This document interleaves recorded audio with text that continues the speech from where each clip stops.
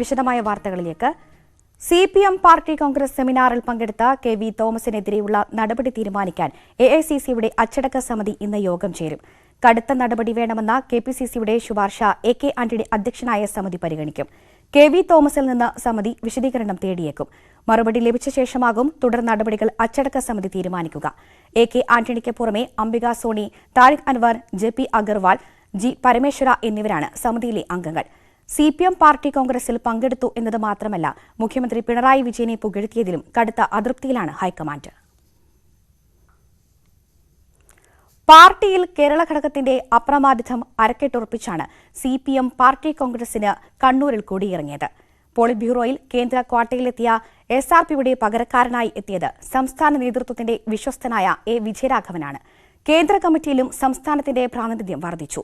കേരള വികസന മാതൃകയ്ക്ക് പാർട്ടി കോൺഗ്രസിൽ കിട്ടിയ കയ്യടി സിൽവർ ലൈൻ ഉൾപ്പെടെയുള്ള പദ്ധതികളുമായി മുന്നോട്ടു പോകാൻ സർക്കാരിന് ഊർജ്ജമാകും. പിഴവുകളില്ലാത്തതും CPMന്റെ മറ്റൊരു ഘടകത്തിനും ചിന്തിക്കാൻ പോലുമാകാത്ത പ്രൗഢിയിലുള്ളതുമായ സംഘാടനം അത്ഭുതത്തോടെയും ആദരവോടെയുമാണ് പാർട്ടി കോൺഗ്രസ് നടത്തിപ്പ് മറ്റു സംസ്ഥാനങ്ങളിലെ പ്രതിനിധികൾ കണ്ടത്. കേന്ദ്ര നേതൃത്വത്തിന്റെ ഭാഗമെങ്കിലും സംസ്ഥാന പാർട്ടിയുടെ വിശ്വസ്തനായിരുന്ന SRPയുടെ പകരക്കാരനായി A വിജയരാഘവൻ എത്തുമ്പോൾ പാർട്ടി സെന്ററിൽ കേരള ഘടകത്തിലെ പിടി ഒന്നുകൂടി മുറുകും. സിൽവർ ലൈനിൽ ജനറൽ സെക്രട്ടറി സീതാറാം യെച്ചൂരിക്ക് ചില സംശയങ്ങൾ ഇപ്പോഴുമുണ്ട്. എന്നാൽ കേരള വികസന മാതൃക അംഗീകരിക്കപ്പെട്ടതോടെ പദ്ധതിയുമായി മുന്നോട്ടു പോകാൻ സർക്കാരിന്റെ മുന്നിൽ ഇനി പാർട്ടി തടസ്സമാകില്ല. ചില സംസ്ഥാന ഘടകങ്ങൾ പദ്ധതിയിൽ വ്യക്തത ആവശ്യപ്പെട്ടെങ്കിലും ആരും കേരള സർക്കാരിന്റെ സ്വപ്ന പദ്ധതിയെ തുറന്നെതിർക്കാൻ തയ്യാറാകാത്തതും ശ്രദ്ധേയമാണ്. ഈ നാട് വികസിക്കണം, നമുക്ക് വേണ്ടിയല്ല, നാളത്തെ തലമുറക്ക് വേണ്ടി, നമ്മുടെ നാടിന്റെ നാളേക്ക് വേണ്ടി. അതിനുവേണ്ടി നമുക്ക് ഒന്നായി നിൽക്കാം, ഒന്നിച്ചു നിൽക്കാം, ഒന്നിച്ചു നീങ്ങാം. അതിനാണ് ഈ പാർട്ടി കോൺഗ്രസ് പൂർണ്ണമായ പിന്തുണ നൽകിയിരിക്കുന്നത്. LDF സർക്കാരിനോട് നിങ്ങൾ ധൈര്യമായി മുന്നോട്ട് പോയിക്കോളൂ എന്നാണ് പാർട്ടി കോൺഗ്രസ് പറഞ്ഞിട്ടുള്ളത്. ദുർബലമായ പശ്ചിമബംഗാൾ പാർട്ടിക്ക് നേതൃത്വത്തിലെ സ്വാധീനം കുറയുകയാണ്. ബംഗാളിൽ നിന്നുള്ള 2 PB അംഗങ്ങൾ ഒഴിഞ്ഞപ്പോൾ പകരം ലഭിച്ചത് ഒരാളെ മാത്രം. ന്യൂസ് 18 കണ്ണൂർ. CPM നേതാവ് MC ജോസഫൈന്റെ മൃതദേഹം അങ്കമാലിയിലെ വീട്ടിൽ പൊതുദർശനത്തിന് വെച്ചിരിക്കുകയാണ്. 7 മണിയോടെ അങ്കമാലി പാർട്ടി ഓഫീസിലേക്ക് കൊണ്ടുപോകും. 8 മണി മുതൽ CSA ഹാളിൽ പൊതുദർശനത്തിന് വയ്ക്കും. ഉച്ചയ്ക്ക് 2 മണിക്ക് മൃതദേഹം എറണാകുളം മെഡിക്കൽ കോളേജിന് കൈമാറും. വിശദാംശങ്ങളുമായി സുവി വിശ്വനാഥൻ ചേരുന്നു. സുവി, എത്രത്തോളം ആളുകളാണ് അന്തിമോപചാരം അർപ്പിക്കാൻ ഇപ്പോഴും എത്തി തുടങ്ങിയിട്ടുള്ളത്? എന്താണ് വിശദാംശങ്ങൾ?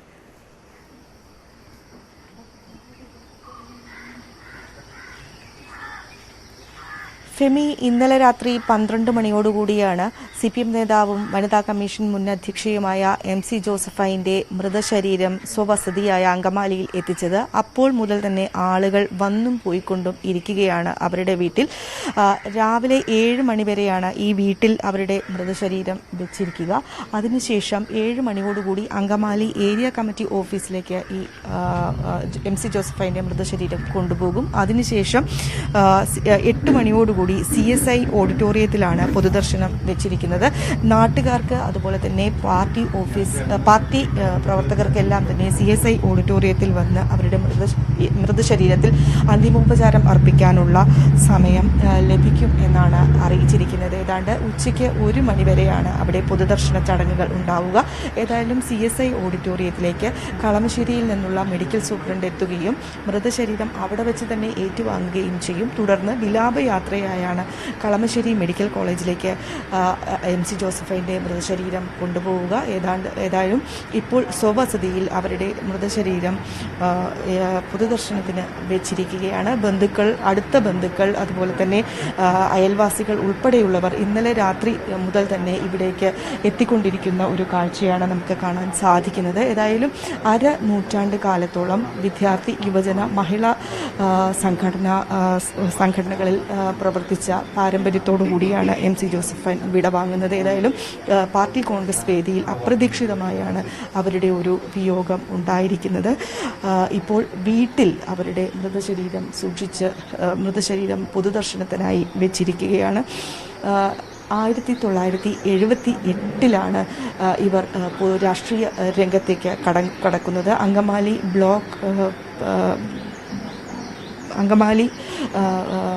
അങ്കമാലിയിൽ നിന്നാണ് വിവാഹശേഷം അങ്കമാലിയിൽ വെച്ചാണ് ഇവരുടെ രാഷ്ട്രീയ പ്രവർത്തനവും ആരംഭിക്കുന്നത്. ഏതായാലും ഇപ്പോൾ വീട്ടിൽ പൊതുദർശന ചടങ്ങുകൾ നടക്കുകയാണ്.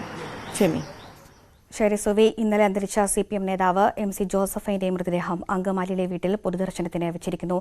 വിശദവിവരങ്ങളായിരുന്നു സുവി വിശ്വനാഥ് നൽകിയത്.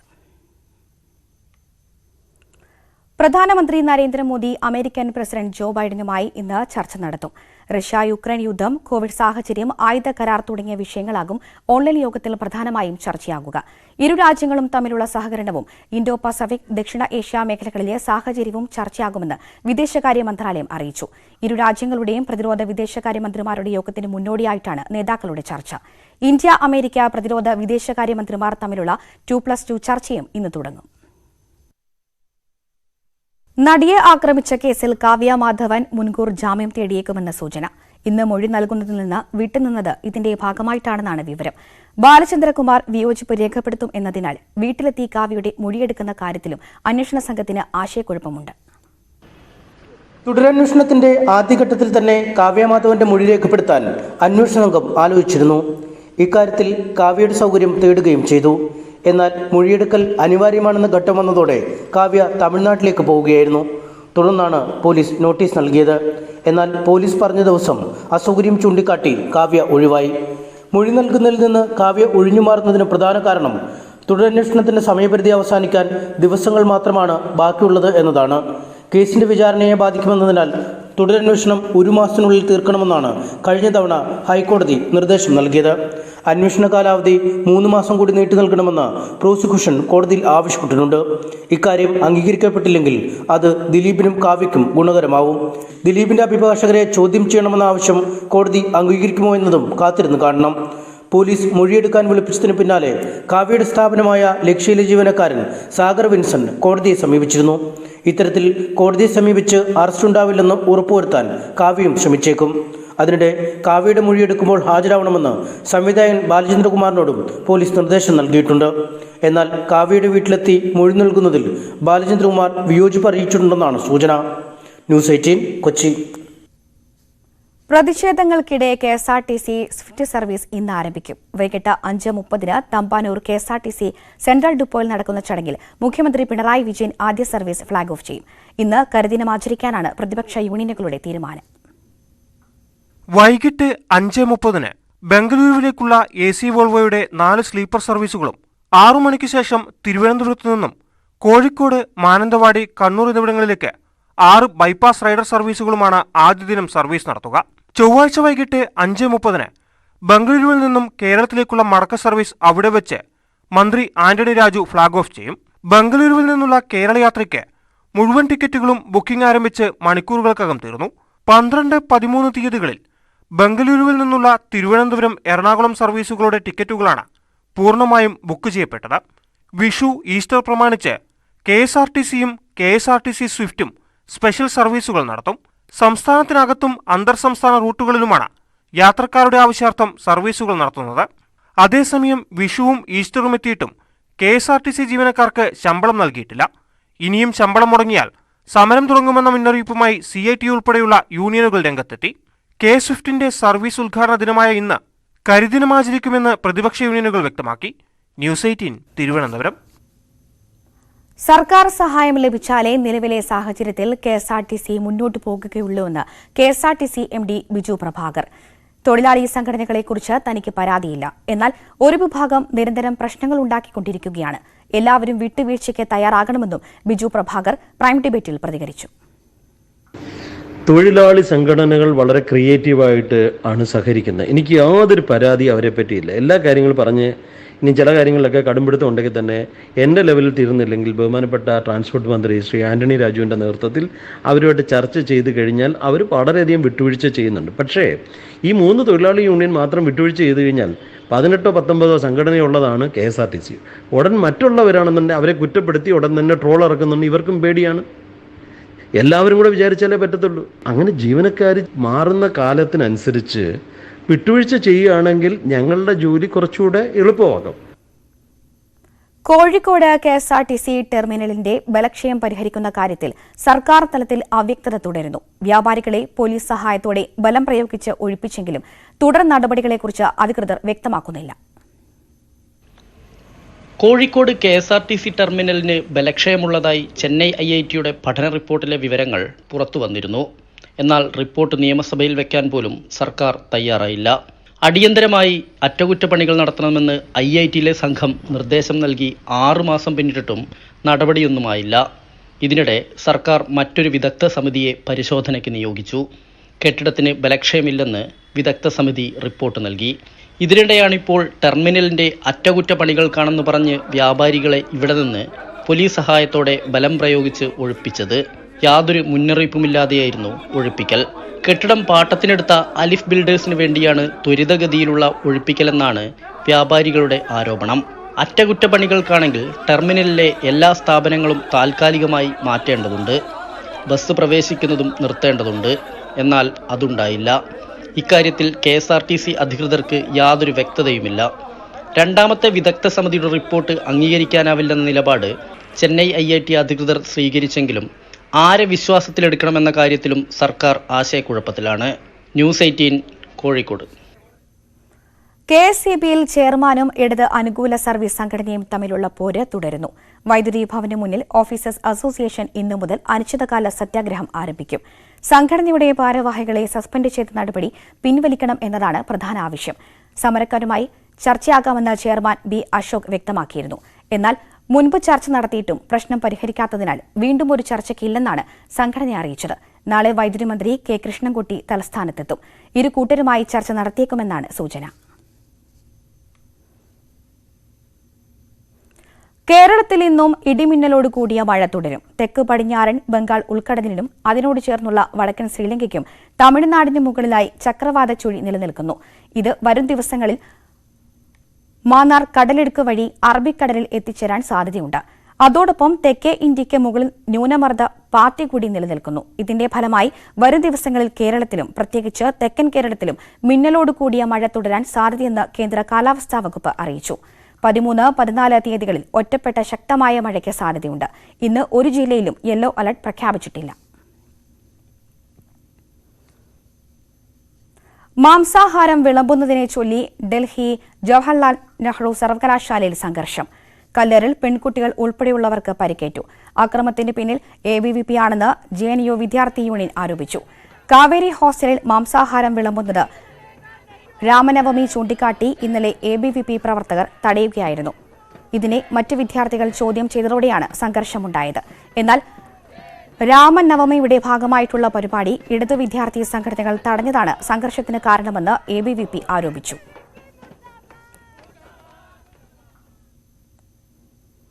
പാലക്കാട് ചിറ്റൂരിൽ വൻ സ്പിരിറ്റ് വേട്ട.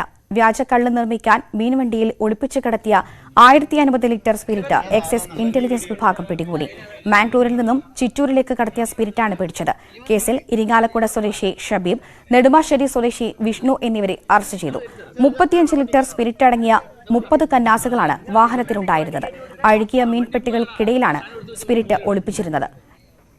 ഏത് തെങ്ങിൻതോപ്പിലേക്കാണ് കൊണ്ടുവന്നത് എന്നത് ഉൾപ്പെടെയുള്ള കാര്യങ്ങൾ അന്വേഷിച്ചു വരികയാണെന്ന് എക്സൈസ് വ്യക്തമാക്കി.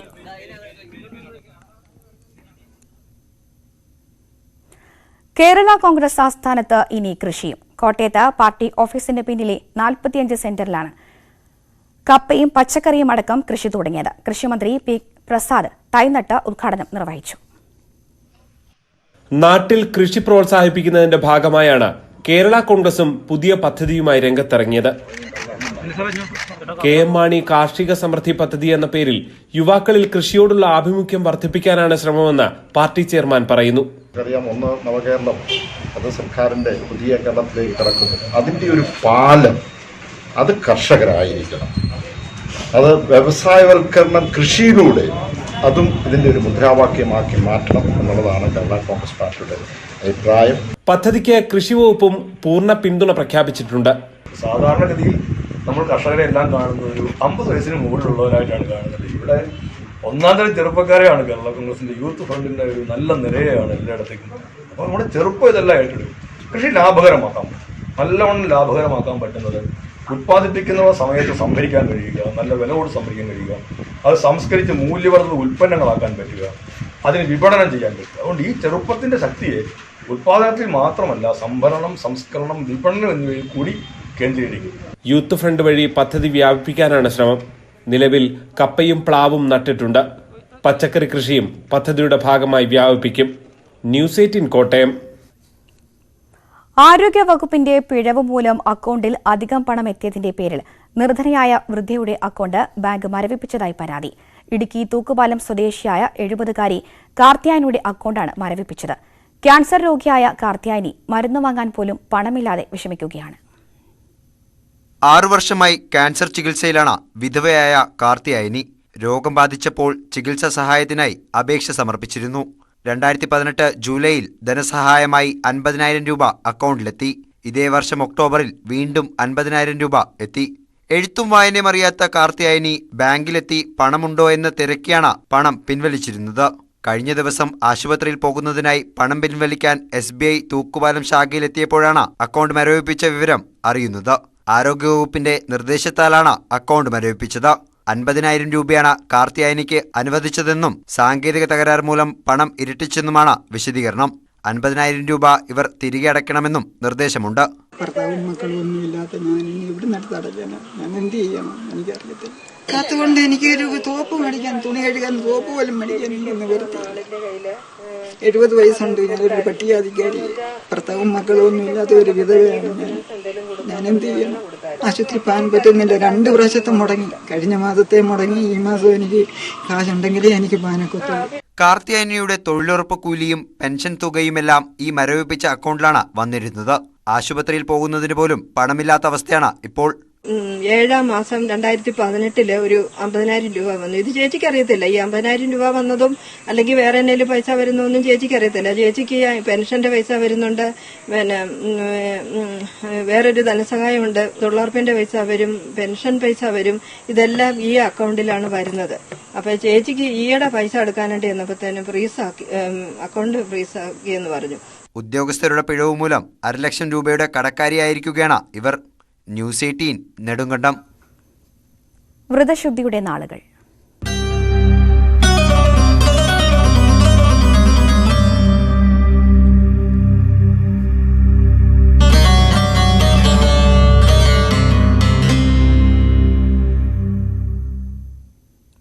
മതമൈത്രിയുടെ നേർക്കാഴ്ചയാക്കുകയാണ് മലപ്പുറം വളാഞ്ചേരി സ്വദേശി പ്രഭാകരന്റെ വീട്. 34 വർഷമായി റമദാൻ വ്രതമനുഷ്ഠിക്കുന്ന പ്രഭാകരൻ വീട്ടിൽ ഇഫ്താർ സംഗമം നടത്തിവരുന്നു. മതമൈത്രിയുടെ സന്ദേശം ഉൾക്കൊള്ളുന്ന നോമ്പുതുറ കാഴ്ച ഇത് 34-ാം വർഷമാണ്.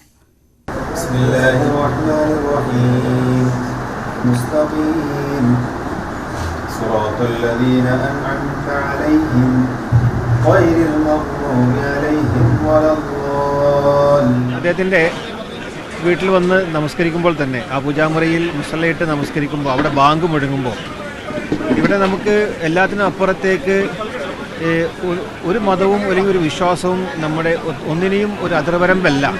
മതത്തിനും വിശ്വാസത്തിനുമപ്പുറം സൗഹൃദത്തിന്റെയും പങ്കുവയ്ക്കലിന്റെയും സന്ദേശമാണ് ഈ സ്നേഹസംഗമം നൽകുന്നത്. വീട്ടിൽ ഇഫ്താർ സംഗമത്തിനായി എത്തുന്നവർക്ക് നമസ്കരിക്കുന്നതിനായി പ്രഭാകരൻ ഇടമൊരുക്കാൻ തുടങ്ങിയിട്ട് 3 പതിറ്റാണ്ടായി.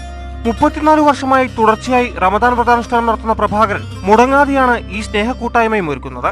നിലവിളക്കിന് സമീപം മുസല്ല വിരിച്ച് പ്രാർത്ഥനയിൽ മുഴുകുന്ന സഹോദര മതസ്ഥരെ സൗഹൃദത്തിന്റെ കണ്ണുകൊണ്ട് ചേർത്ത് നിർത്തുകയാണ് പ്രഭാകരൻ. പ്രവൃത്തിയിലൂടെ നോമ്പ് നോറ്റ് ആ സ്നേഹം സന്ദേശമായി ഇവിടെയുള്ള സർവ്വ മതവിഭാഗങ്ങളെയും വിളിച്ചു വരുത്തി സ്വന്തം ഗൃഹാങ്കണത്തിൽ മക്കളെപ്പോലെ താലോലിക്കുന്ന പൂങ്കാവനത്തിൽ എല്ലാവരെയും വിളിച്ചു വരുത്തി ഈ ഒരുക്കിയ സ്നേഹവിരുന്ന് എല്ലാവർക്കും മാതൃകയാണ്. 1988 സുഹൃത്തും മാധ്യമപ്രവർത്തകനുമായ മുഹമ്മദ് മുസ്തഫയുടെ പ്രേരണയിൽ പ്രഭാകരൻ ആദ്യമായി റമദാൻ വ്രതം അനുഷ്ഠിച്ചത്. 10 ദിവസത്തിലൊതുക്കാമെന്ന് കരുതിയ വ്രതാനുഷ്ഠാനം വർഷങ്ങളിലെത്തി. നോമ്പുതുറയ്ക്കും അത്താഴത്തിനും പഴങ്ങളും പച്ചക്കറികളും അടങ്ങിയ മിതമായ ഭക്ഷണമാണ് പ്രഭാകരൻ പിന്തുടരുന്നത്. ഈ നാളുകളിൽ മനസ്സിനും ശരീരത്തിനും ലഭിച്ച ഉന്മേഷമാണ് വ്രതാനുഷ്ഠാനം തുടരാൻ പ്രേരണ. ഞാനൊന്നും ജീവിതത്തിൽ വിശപ്പെന്താണെന്ന് അറിയാത്ത കുടുംബത്തിൽ ജനിച്ചതാണ്. അപ്പോൾ വിശപ്പിൻ്റെ വില അറിയാൻ പാവപ്പെട്ടവൻ വിശന്ന് വലയുന്നതിനും അതിൻ്റെയൊക്കെ വില അറിയാനുള്ള സന്ദർഭം കൂടിയായിട്ടാണ് ഞാൻ ഈ റംസാൻ വ്രതാനുഷ്ഠാനം കണ്ടു തുടങ്ങിയത്. ഇപ്പോഴും അങ്ങനെ തന്നെയാണ്. യാതൊരു കാരണവശാലും വാരി വലിച്ച് കഴിക്കുകയോ അത്താഴത്തിനാണെങ്കിലും നോമ്പ് തുറക്കുകയാണെങ്കിലും വളരെ ലളിതമായ ഭക്ഷണങ്ങൾ മാത്രമേ പാനീയങ്ങളെ കഴിക്കാറുള്ളൂ. അതുകൊണ്ട് വിശപ്പ് മാറുന്നവരെ ഞാൻ കഴിക്കാറേ ഇല്ല. പ്രമുഖരടക്കം സമൂഹത്തിന്റെ നാനാതുറകളിൽ നിന്നുള്ളവരെ ഉൾപ്പെടുത്തി വീട്ടിൽ ഇഫ്താർ സംഗമം നടത്തിവരുന്ന പ്രഭാകരൻ ജീവകാരുണ്യ പ്രവർത്തനങ്ങൾക്കായി ആരംഭിച്ച ചെഗുവേര കൾച്ചറൽ ആൻഡ് വെൽഫെയർ ഫോറത്തിന്റെ കോർഡിനേറ്റർ കൂടിയാണ്. ന്യൂസ് 18 വളാഞ്ചേരി.